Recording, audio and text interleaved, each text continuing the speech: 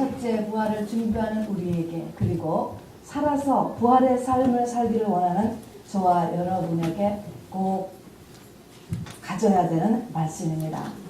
여러분, 창세기 3장 19절에 보면은요, 너희는 흙이니 흙으로 돌아가라, 이런 말씀을 하십니다.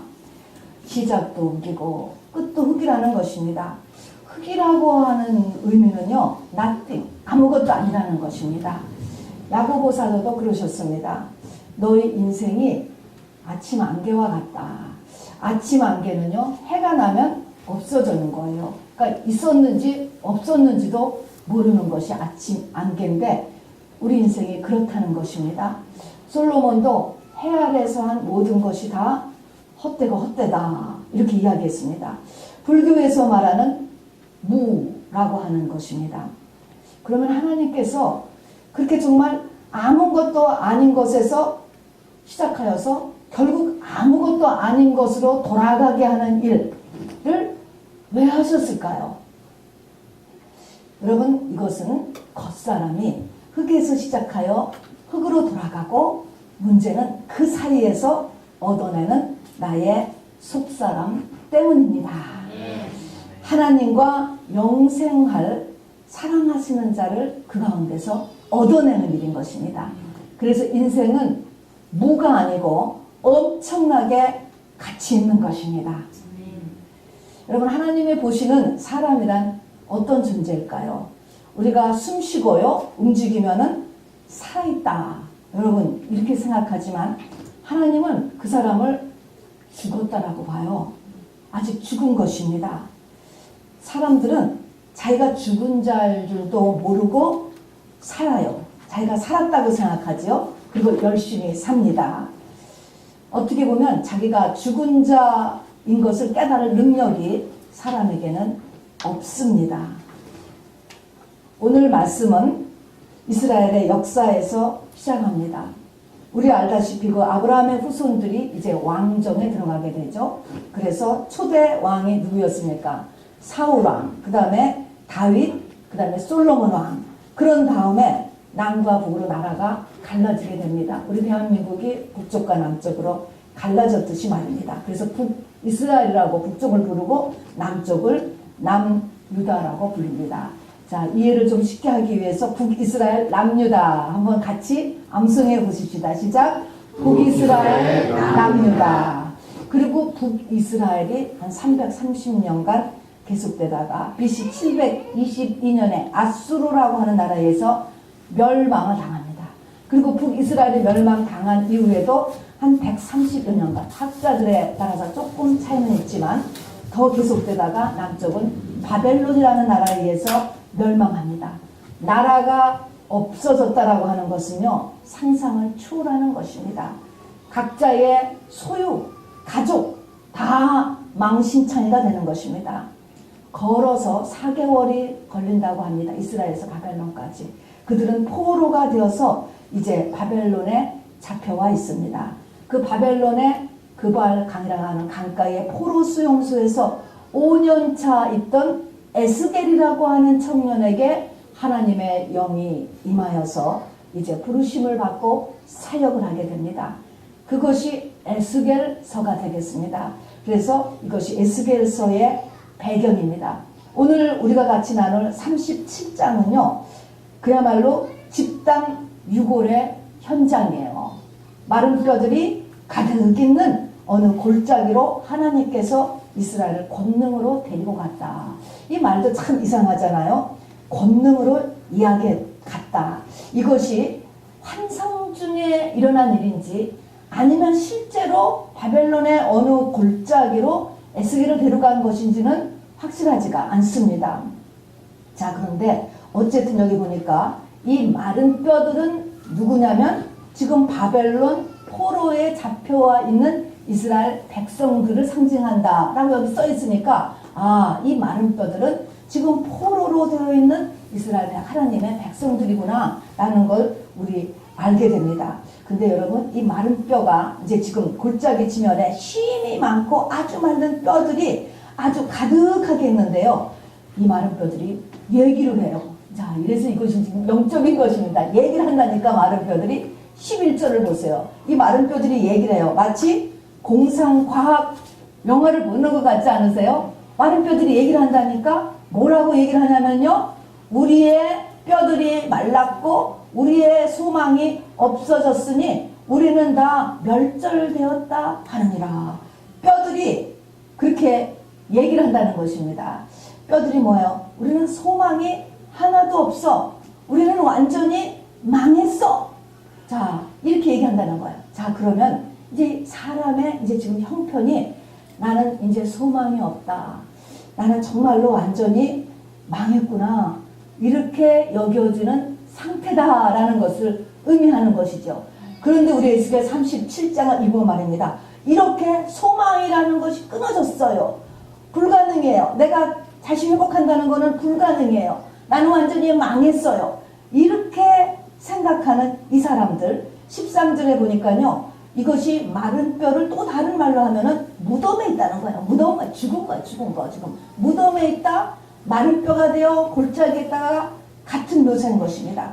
그런데 우리가 37장을 계속 보면 그 뒤에요. 이 마른 뼈들이 살아나요. 근데 그냥 예전같이 살아나는 게 아니에요. 다르게 살아나요. 어떻게 살아나죠? 하나님의 군대.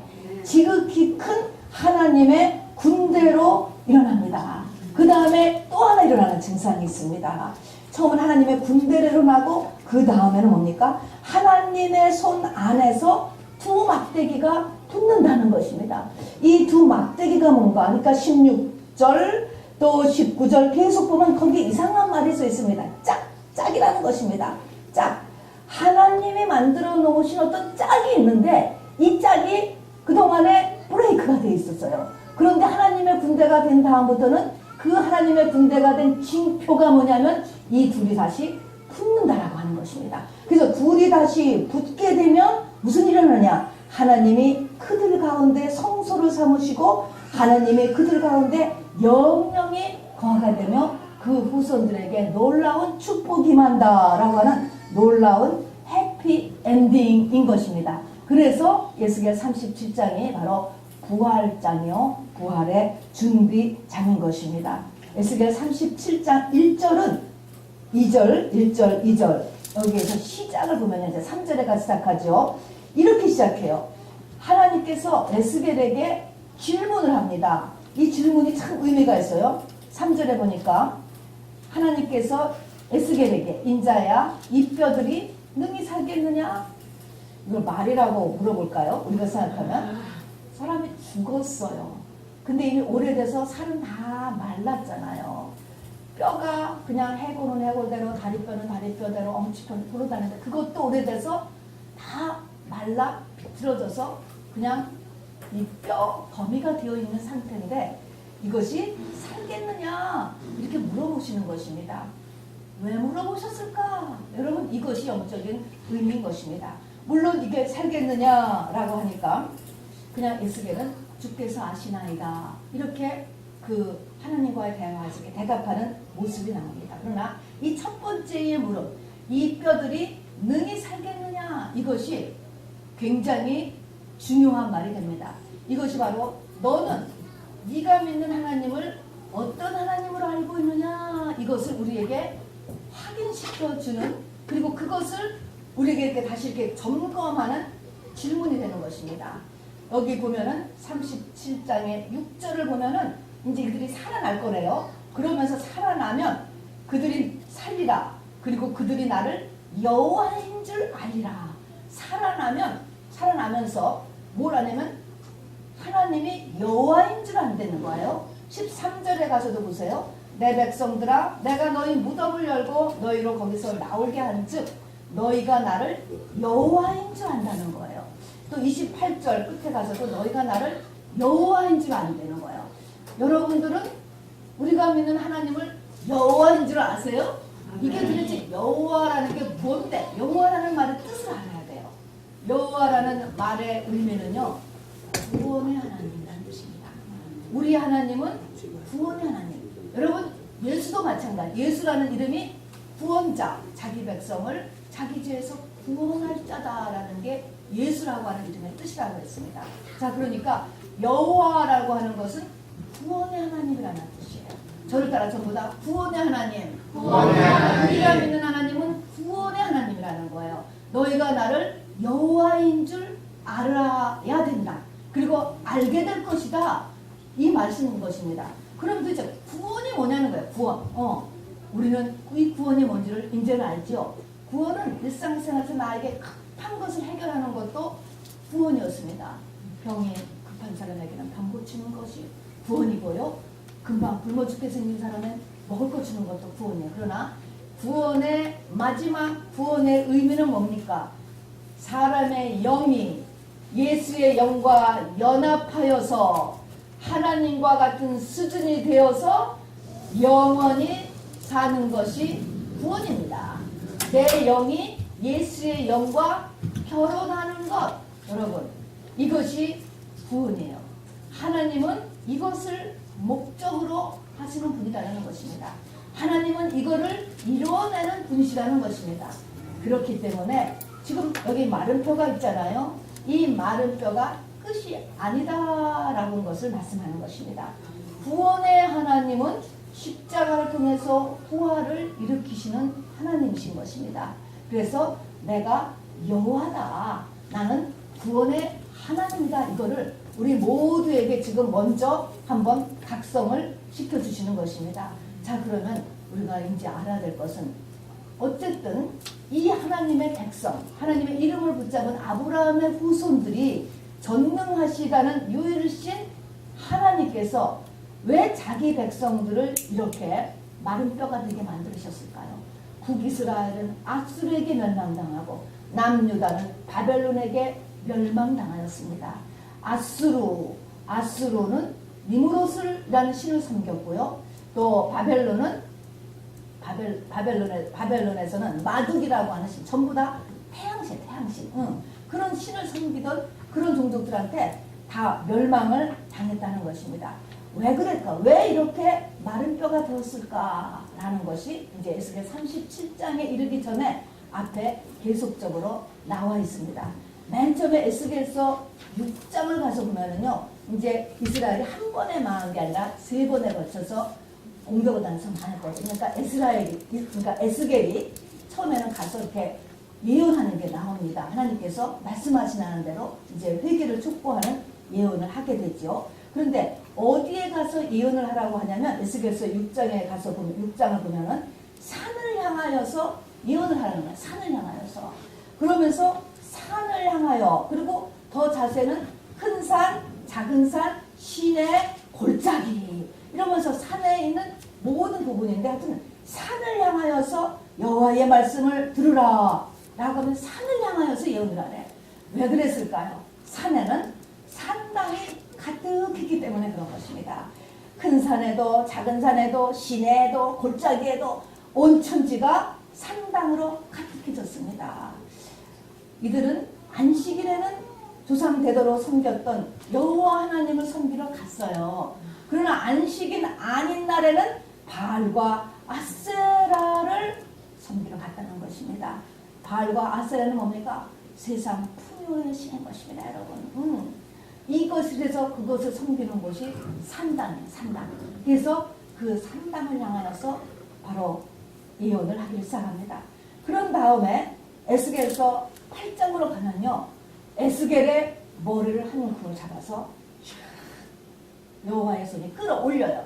타임머신을 타고 과거로, 그리고 이스라엘 성전으로 걸어서 사흘 길을 영으로 가는 것입니다. 야, 정말 놀랍고 신기하지 않습니까? 머리를 잡고서 가는 것. 옛날 예루살렘, 그러니까 무너지기 전에 예루살렘 성전을 영으로 다 가는 거예요. 그래서 성전을 딱 가니까 맨 처음에 보니까 성전 문을 여니까 성전이 있고 그 안에 이렇게, 그러니까 전체 벽이 있고 안에 건물이 있지 않습니까? 그 성전에 들어가니까 북쪽에 큰 우상이 하나 서 있는 것입니다. 이거는 다 영적인 상태예요. 진짜 우상을 세우는 것이 아니고 아무것도 없어요. 그냥 마당이에요. 그런데 거기에 큰 우상이 서 있는데 그 우상을 보자마자 막 투기의 우상이에요. 하나님 막 마음에서 투기가 막 일어나시는 것입니다. 왜 항상 북쪽이라고 얘기하냐면요, 이스라엘 사람들은 하나님이 북쪽에 있다라고 생각을 했습니다. 동서남북 중에 북성, 북쪽에. 그래서 북쪽에다가 우상을 세웠다 하는 것은 하나님을 찾으러 가는 사람이, 하나님을 보는 사람 앞에 딱 우상이 가로막고 있는 것을 이야기하는 것입니다. 그래서 성전의 북쪽에 큰 우상이 서 있는 거야. 그 다음에 이제 성전 건물로 들어가려고 하니까요, 벽에 문으로 들어가지 않고 사람들이 조그마한 구멍을 뚫어놓고 구멍으로 들여다버리는 거야. 그래서 이들도 같이 하나님과 예스겔이 구멍으로 들어가니까 거기에 또 벽을 해놓고 또 문이 있는 거야.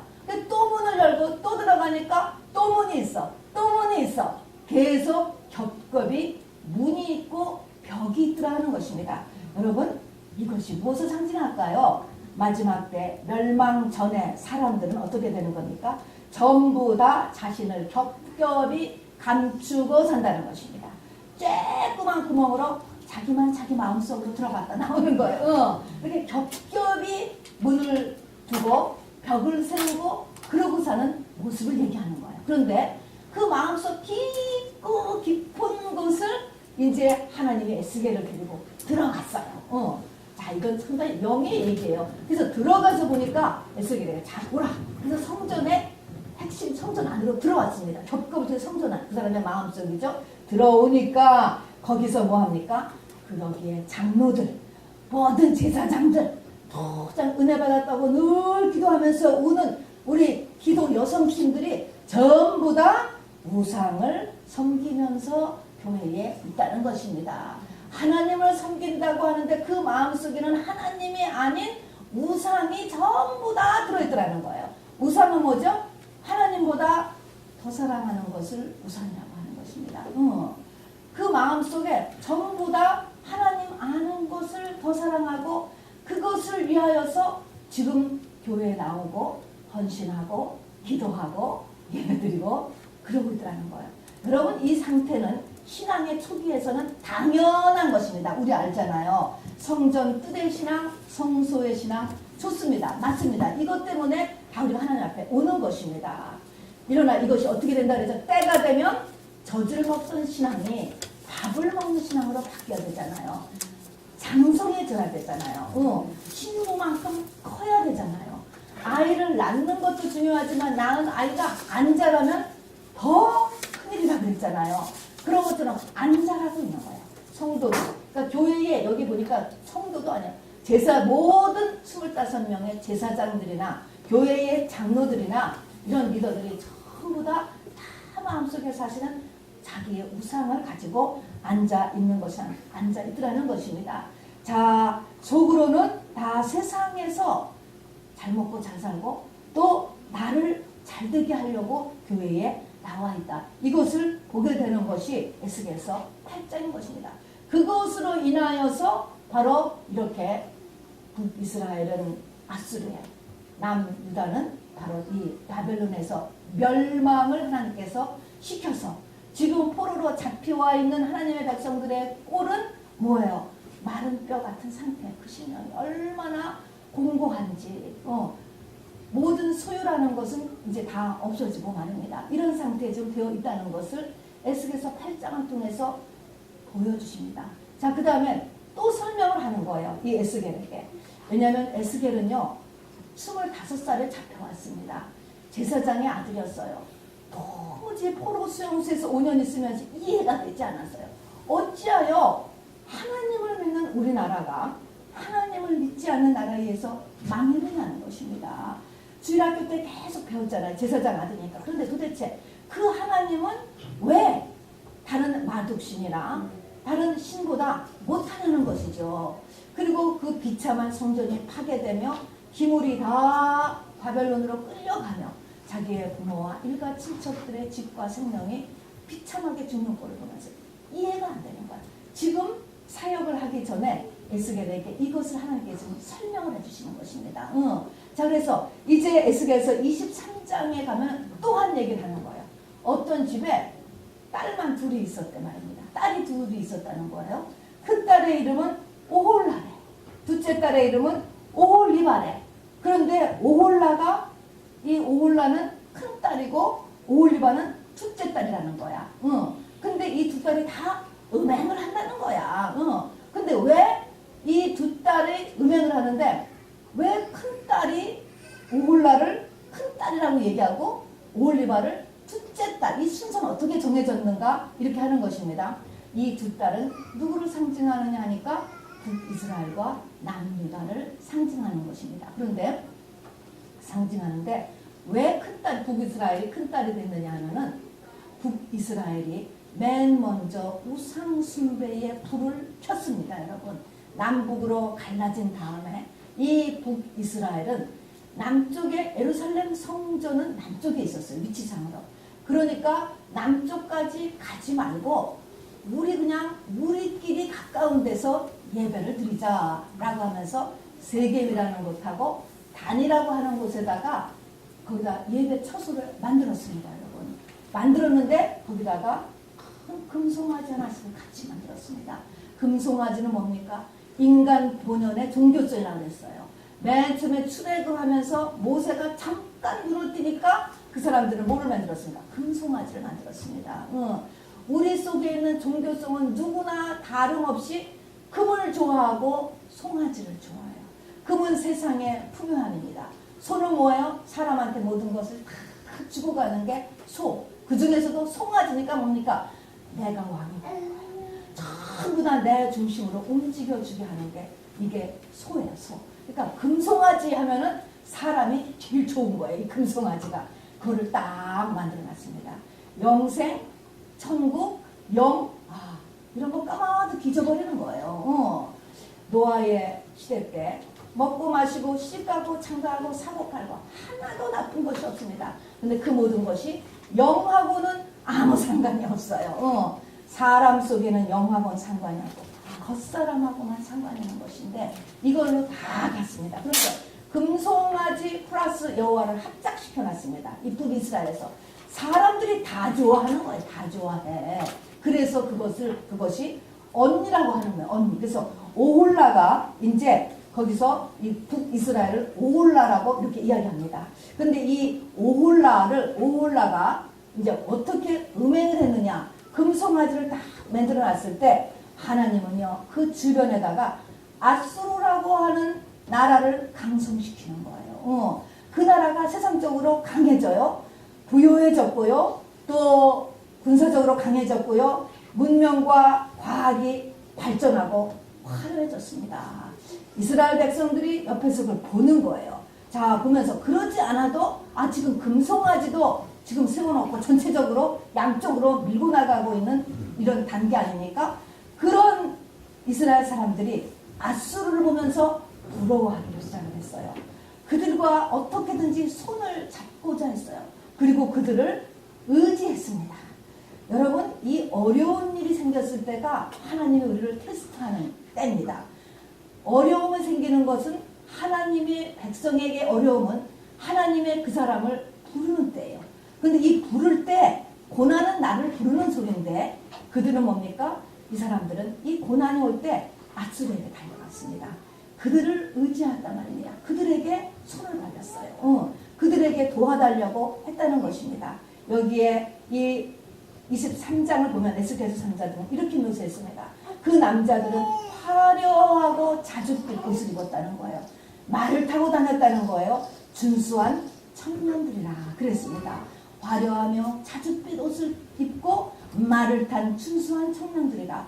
오홀라가 말입니다. 약혼자 여호와를 그냥 놔두고 마음을 홀라 뺏겨버려서 음행을 시작했다는 것입니다. 여러분, 자, 하나님께서 이 니무롯을 섬기는 이방나라 아수르, 지금 다 중동 지역이죠. 아수르를 강성하게 한 다음에 하나님의 나라 옆에 딱 붙여놓은 것은 뭐예요? 하나님의 테스트예요. 테스트. 북이스라엘에 대한 하나님의 테스트라는 것을 여러분은 잊어버리시면 안 됩니다. 자, 여기서 바로 하나님의 테스트에 다 떨어져서 결국은 멸망을 당하게 되었습니다.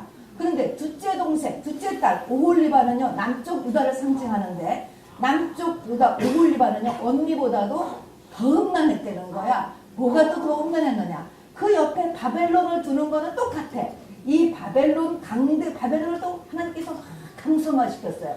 강대국 바블론을 주니까 야, 또 거기에 또 그냥 막 부러워하고 그를 의지하고 그들하고 어떻게 손을 잡아보려고 하고 하는 일을 막 벌였는데 더 음란했다라는 것은 오홀리바는 바로 애굽을 그리워까지 하더라 그랬습니다.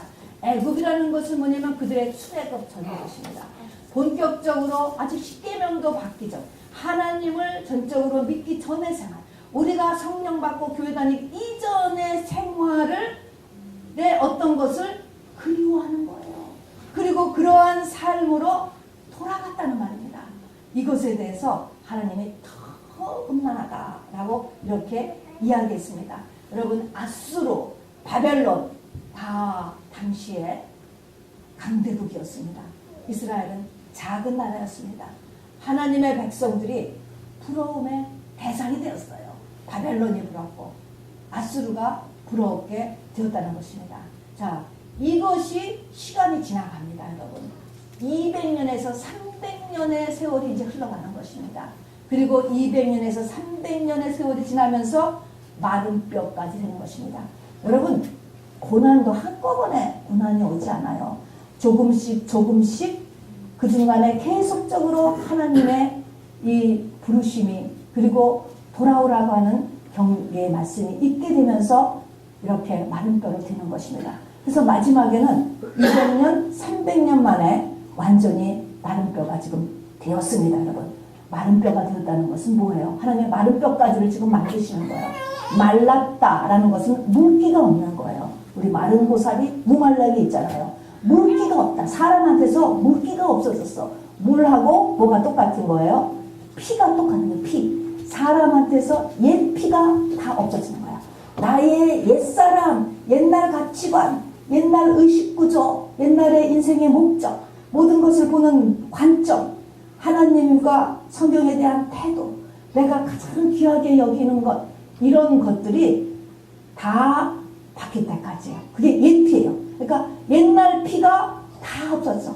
혈기, 또 뭐 하여튼 옛날의 모든 것이 다 없어지는 거가 마른 거예요. 피가 다 없어질 때까지 하나님이 컨티뉴 고생인 것입니다, 여러분. 그래서 결국은 마른 뼈가 이제 되었습니다. 무덤에 들어갔다는 것입니다. 아무나 다 무덤에 들어가고요. 아무나 다 마른 뼈가 되는 게 아니에요. 이스라엘 백성들에게 하는 것입니다. 그 중에서도 하나님의 정말 창세전에 택한 새 예루살렘 성에 들어간 신부 후보생에게 역사하는 것이지 저 바벨론의 백성이나 애굽의 백성이나 아수르의 백성들은 하나님의 간섭하지 않으십니다, 여러분. 그냥 두는 거예요. 자, 그런데 이제 마른 뼈까지 되었습니다, 여러분. 무덤 속에 있는 것 같아요.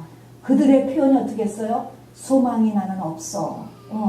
나는 완전히 망했구나. 드디어 완전히 망했구나. 이미 와서 망했구나. 끝났구나. 이렇게 됐을 때 이제 여기서부터 하나님이 에스겔에게 말씀을 전하기 시작하는 것입니다. 이렇게 말하면 이제 하나님의 말씀은 이렇게 되지 않으면 사실은 말씀이 그 사람한테 역사하지 않는 것이에요. 사실은. 그러니까 우리가 이렇게 되지 않았어도 심령이 가난해져서 하나님의 말씀을 받을 수 있다는 최고의 축복이에요, 사실은. 자, 그런데 이렇게 마른 뼈가 되고 무덤 속에 있게 되니까 하나님께서 에스겔에게 두 가지를 시킵니다. 첫째는 이 에스겔이 이 마른 뼈들을 향하여서 예언을 하는데 대언을 하는 것이죠. 이렇게 하라는 것입니다. 마른 뼈들아, 여호와의 말씀을 들을지어다.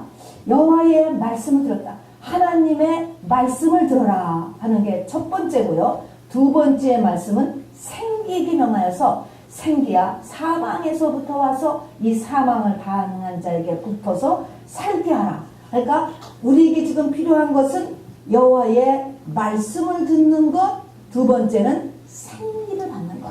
결국은 살아나는 것은 무엇으로 살아나냐면 생기로 살아납니다. 생기로. 자, 그러면 말씀을 듣고 그 다음에 생기가 연이어서 나와요. 이 두 가지로 인하여서 이 뼈들이 갑자기 굳게 되고 힘줄이 생기고 힘줄에 살이 펴지고 가죽이 덮여지고 그 다음에는 움직이는데 옛날하고 똑같은 사람이 아니에요. 다른 사람이에요. 여호와의 큰 군대로 이것이 신부인 것이지 거로 일어나더란 말입니다. 자, 그러면은 하나님의 말씀을 이제부터 들으셔야 돼요. 부지런히 들어. 자, 듣는데 하나님의 말씀 성경 66권만 달달달 외웠다고 되는 것이 아니고요. 이 말씀이 나에게 빛이 돼야 돼요. 우리 아가서에서 봤잖아요. 모든 것을 일으키는 것은 창조의 빛이에요. 태초에 빛이 있는 거예요. 이 빛이 말씀이고 하나님이잖아요. 빛으로 하나님의 말씀이 나에게 들어와야 돼요. 그러면 이 빛이 나에게 들어오면 나를 비춰줘요. 비춰주면서 무엇이 납니까? 이 빛은 나에게 바로 내 속에 있는 감추어두었던 많은 상처의 고백이 일어나야 되고 감추어졌던 죄의 고백이 일어나야 돼요. 기준을 모르면 해결 못해요, 여러분. 우리가 이제 와서 무슨 큰 죄가 있겠습니까? 이 죄는 하나님이 비춰줘야만 우리가 깨닫는 것입니다. 이 빛으로 온 이 하나님의 말씀은 이 이스라엘 백성들에게 회개와 고백을 일으킵니다. 여러분, 죄나 상처는 똑같은 것입니다. 죄라는 것은 내가 지은 게 죄예요. 그러나 상처는 뭡니까? 누가 지은 죄를 내가 먹은 게 상처예요. 그러나 똑같이 내 안에는 뭐로 있습니까? 죄로 있는 것입니다. 죄는 뭐가 깁니까? 죄는 모든 어둠이 똘똘 뭉쳐있는 거예요. 귀신 덩어리, 성경은 이것을 그래서 돌이다, 돌덩이다, 죄덩이, 상처덩이, 귀신덩이, 돌 똑같은 것입니다. 말씀의 뿌리도 맨날이죠. 쓴 뿌리 똑같은 것입니다. 이것을 바로 토해내는 일이 우리가 해야 될 일인 것입니다. 우리 속에 희게 감춰진 수많은 상처가 있어요. 마지막 때는 어떻다고 했습니까? 꽉꽉 감추고 안 내놔요. 안 내놔. 자기도 안 봐요. 벽에 벽을 써. 자기도 안 쳐다본다니까요. 그것들을 어떻게 하나님의 빛은 비춰내는 것입니다, 여러분. 그거를 다 비춰내 하나님 앞에 고백하는 것입니다. 울어야 되는 거예요, 여러분. 그래서 요셉과 같이 방성대곡, 국무총리가 방성대곡, 옆에 있는 바로왕의 궁예까지 들릴 만큼의 울음이 폭발을 해야 되는 것입니다. 이것이 내 속에 있는 상처가 하나님 앞에 내줘야 되는 것이죠. 이렇게 울을 때 어떻게 되는 것이냐? 상처에 주님의 보혈이 달라지는 거예요. 그 상처가 치유받는 거예요. 완전하게 새로운 뉴 창조, 뉴 크리에이션, 새 창조의 영이에요. 이 하나님의 뜻은 새로운 창조가 일어나게 되는 것이죠. 다음에 죄인 것입니다. 그전에는 그것이 죄인 줄을 몰랐어요. 하나님의 말씀이 빛으로 임하면 그것이 죄인 줄을 깨닫게 됩니다. 그리고 그것을 고백하면 역시 죄도 주의 보혈로 덮여지게 되는 것입니다, 여러분. 자, 그래서 내가 이 죄를 덮으면 이것이 뭐가 되느냐? 이것이 생기가 되는 것입니다. 생기 이꼬로 성령, 이꼬로 하나님의 영, 이꼬로 천국의 영인 것입니다. 성경이 천국의 영을 어떻게 봤습니까? 회개하라, 천국이 가까웠느니라. 회개하고 천국은 바꾸는 거예요. 회개하고 성령을 바꾸는 거예요. 회개하고 생기를 바꾸는 것입니다, 여러분. 자, 그러니까 회개는 죄의 회개만을 얘기하는 게 아니라고 그랬습니다. 상처의 고백도 회개예요. 내가 받은 죄, 먹은 죄, 내가 한 죄 똑같은 것입니다, 여러분. 이것을 하나님 앞에 진실되게 빛에 의해서 내놨을 때 주의 보혈이 이것을 덮고 동시에 나에게는 생기가 되는 것입니다, 여러분. 자, 그래서 놀라운 이제 회복이 일어나기를 시작하는 것이죠. 자, 그러면은 사단이 이거를 가만히 둘 것 같아요. 절대로 가만히 두지 않습니다, 여러분. 말씀이 빛으로 임하는 것도 여러분 빛이 임하지 못하게 방해하고, 그리고 우리는 다 고백하기를 싫어해. 다 회치가 무덤같이 살기를 원한다니까요. 또 죄는 어떻게 할까요? 끊임없는 자기 합리화, 끊임없는 자기 합리화. 그리고 지금 자아를 전부 강화시키는 시대에 있잖아요. 자존심주의 죄는 다 숨어버리게 됩니다, 여러분. 이렇게 함으로 인하여서 생기를 받지 못하게 하는 것입니다. 우리가 생기를 받아야 돼. 빛으로 말씀을 받고 그 빛을 받은 다음에 생기를 받으라고 하잖아요. 여기를 보니까 사방에서 생기야, 사방에서부터 와서 이 사망을 당한 자에게 들어가서 일어나게 하라. 생기를 사방에다가 한대. 여러분, 이런 것에서 우리가 영적인 원리를 우리가 잠깐 엿볼 수가 있습니다. 요가라는 것이 있어요. 요즘 이것을 운동으로 알아서 굉장히 요가를 많이 하거든요. 요가를 보면은 특별한 자세를 취하고 이제 어떤 특별한 일을 조금 하면서 온 우주에 가득 차 있는 기를 빨아들인다. 기. 똑같은 것이네. 기입니다. 기. 자, 그러면 이 기, 온 세상에 까뜩은 뭐가 있을까? 공중 권세 잡은 자가 온 세상에는 까뜩 있다고 했습니다. 기라는 것은 귀신의 힘이에요. 영의 힘을 기라고 하는 것입니다. 요가도 힘을 끌어들임으로 인하여서 두통도 낫고 뭐 자잘한 병도 낫고 기분도 좋아져요. 스트레스도 풀어진다니까요. 충분히 가능한 일인 것입니다. 무엇이 나한테 들어갔을까? 그럼 세상의 영이 들어가게 되는 거죠. 자, 우리는 이 온 우주에 깔려 있는데 여호와의 영, 예수의 영을 끌어가야 되는 거예요. 지금 이 세상에는요, 온 세상에 공중권세 잡은 온갖 종류의 영의 힘이 영이 가득 있는 거예요. 그들은 다 힘이 있습니다. 거기에 또 있는 성령, 예수의 영도 계신 거예요.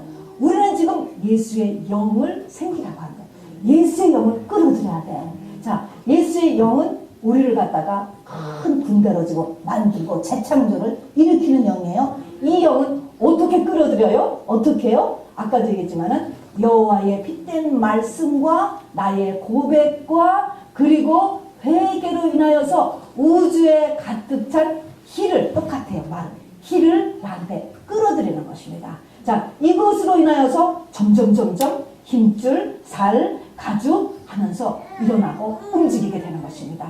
마치 에스겔 47장 가면 똑같은 내용입니다. 성전 문지방에서 나온 그 물이 발목 차고 무릎 차고 허리 차고 가슴까지 차니까 모든 이제 그 다음 그때까지는 역사가 없었잖아요. 그러나 물이 가슴까지 찬 다음부터는 모든 것에 놀라운 회복이 일어나는 것을 이제 보게 됩니다. 여러분, 창세기 15장에 보면은요, 아브라함과 하나님이 맺은 최초의 언약이 있습니다. 횃불 언약이라고 해서 횃불 언약. 거기에 보면요, 짐승을 쪼개놔요. 3년 된 암소, 3년 된 또 암염소, 또 3년 된 수양. 반으로 쪼개놓고 쪼갠 사이로 하나님이 쫙 지나가셔. 이게 무슨 의미입니까? 하나님이 지나가야만 되는 거예요. 쪼개면 뭐가 보이겠어요? 사람이 아니죠. 짐승을 쪼개놓으면 뱃속이 뭐예요? 뱃속. 우리의 뱃속을 내놓으라는 거야. 겉이 아니고 뱃속을 하나님 앞에 내놔야지 하나님의 사람으로서 하나님의 이 언약이, 구원의 언약이 우리 속에 덧입히게 되는 거예요.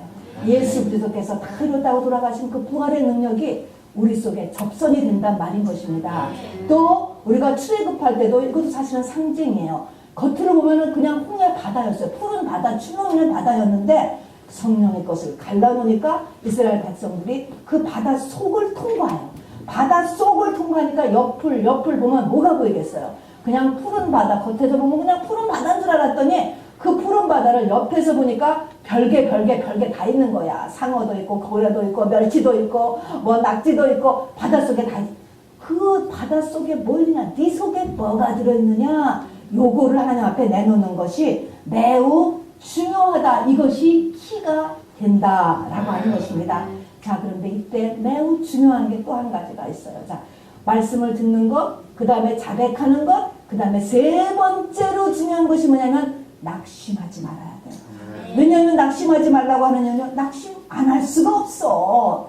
제가 들어보면 하나님을 안 붙잡으면 자살하는 것이 어떻게 보면은 이게 사람에게 가는 길이 될 것 같아요. 그만큼 어려움에 직면하게 된다는 것입니다, 여러분. 자, 그러는데 뭘 해야 되느냐? 히브리서 6장 19절은 소망은 네 영혼의 다시라는 거예요. 다시 없으면 배는 파손돼요, 여러분. 부닥쳐요. 소망이 다치라는 건데 마지막으로 너는 무슨 소망을 꼭 붙잡고 있어야 되느냐? 하나님을 만날 소망. 이 소망. 다른 거는 소망을 가질 수가 없는 거야. 도대체가 안 보여. 사람의 눈으로는. 그렇기 때문에 내가 하나님을 만나보나 이 소망을 가지고서 끝까지 그거라도 소망을 붙잡고 있지 않으면 영혼의 다시를 놓친 것 같아서 뭐에 의해서든 간에 너라고 하는 배도 사람이야. 그 배가, 너라고 하는 배가 파손된다는 것입니다. 그래서 끝까지 낙심하지 말 것을 세 번째로 부탁을 이렇게 해 놓는 것입니다. 자, 그래서 일어났어. 이제 생기가 찼어. 자, 사람이 됐어요. 사람이 됐어요. 자, 사람이 됐으면 일어나는 일이 무엇이라고요? 일어나는 일이 바로 짝이 서로 하나가 된다는 것입니다. 바로 하나님의 백성들은, 신부고생들은요, 이 짝이 분리가 되는 것입니다. 이게 하나님 손에서 역시 일어나는 일들이에요. 분리가 되는데 이렇게 되고 나면은 이 30절 뒷부분에 보니까 그들이 하나님의 손에서 하나가 된다는 거. 하나. 재연합이 이루어진다는 것입니다. 물론 이것은 이제 북이스라엘과 남유다가 서로 동족이면서도 그냥 컴피티티브하게 살았는데 둘이 하나가 돼요. 나중에 보면. 또 이것은 더 크게는 이방인과 유대인이 예수 안에서 하나가 될 것을 예견하는 것이기도 합니다. 또 한 개인으로 보면은 요셉은 누가 원수였어요? 요셉이 자기를 구덩이에 던진 형제들하고 원수였어요. 요셉이 그 형제들하고 화합을 하게 되는 것입니다. 이것이 나타나는 증상인 것이에요. 이것까지가 일어나야 되는 것입니다, 여러분. 그래서 하나님이 여기 보면 그 이스라엘 온족속, 그 이스라엘 지파, 짝이라는 단어가 생겨요. 하나님이 애초에 짝으로 만든 관계가 있다는 것입니다. 이것이 연합이 다시 되는 것이 끝이에요. 이것이 되면 어떤 일이 일어나느냐, 여기 있는 하나님의 이제 놀라운 축복이 쭉 이렇게 축복이 이제 꼭 하게 되죠. 그들이 둘이 하나가 되면서 하나님이 거기에 성소를 짓게 되고 그들은 한 왕을 섬기게 되며 하나님이 거기에 영원히 거하며 또 견고하고 번성케 되며 나는 그들이 하나님이 되고 그들은 내 백성이 된다 하면서 하나님께서 그들과 그들의 후손을 축복할 것을 약속하고 있게 되는 것입니다. 이것이 이 땅에서 부활의 삶을 사는 저와 여러분의 모습이고 또 우리가 첫째 부활은 다 일어납니다. 그러나 첫째 부활로 일어서기를 원하는 저와 여러분이 바로 가야 되는 길인 것입니다. 여러분, 마른 뼈가 되는 데까지 가야 돼요. 심령이 가난한 자가 돼야 되는 것입니다. 이렇게 환경적으로 가지 않더라도 우리의 마음이 이렇게 떨어지면은 할렐루야요. 이것이 요건이 되는 거예요. 하나님이 200년, 300년을 거쳐서 하나님의 백성들을 무덤 속에 집어넣으셨다는 것도 잊어버리시면 안 돼요. 우리는 부활이 일어나기 전에 십자가가 반드시 선행된다는 것을 알으셔야 돼요. 이게 십자가인 거예요. 무덤 속에 들어가는 것, 마른 뼈가 되는 것. 그러나 성령 받은 사람에게는 이것이 끝이 아니라는 사실을 잊지 마시기 바랍니다. 그 다음에 우리가 다시 일어나서 하나님의 큰 군대로 일어나게 되고 그리하여서 사역자가 되고 사명자가 되어서 바로 하나님의 큰 군대로 5대양 6대주의 주의 증인이 되며 하나님의 영광을 드러내는 저와 여러분 되기를 주님의 이름으로 꼭 부탁드립니다.